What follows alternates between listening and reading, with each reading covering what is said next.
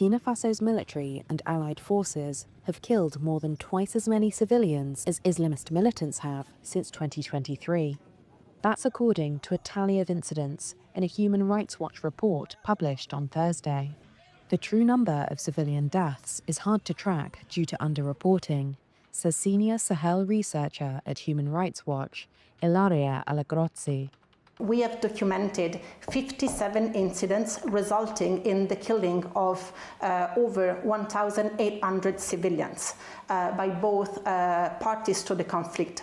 Of these 1,800 people, 1,200 were killed by security forces and VDPs.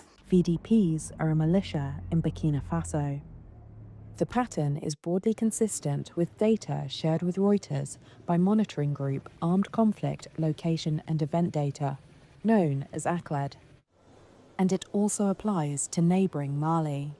Mali, like Burkina Faso, is ruled by a military-led government that seized power in a coup.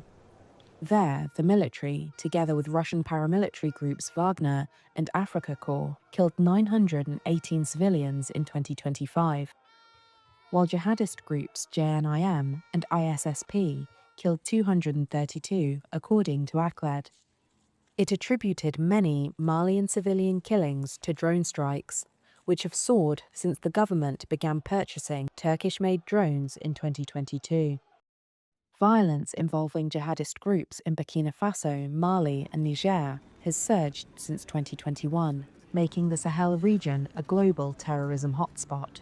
Military abuse also creates a cycle of grievances, frustrations and resentment, especially among the most affected communities. In this case, for example, in the case of Burkina Faso, the Fulani community, which can fuel recruitment into the ranks of the Islamist armed groups, which are actually surfing and exploiting this kind of military abuse for their propaganda.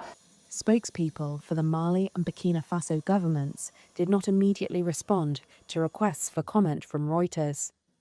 The Burkina Faso government and JNIM's Sharia committee in Burkina Faso did not respond to requests for comment from Human Rights Watch. Mali and Burkina Faso have previously denied allegations of extrajudicial killings, saying instead that their forces had killed terrorists.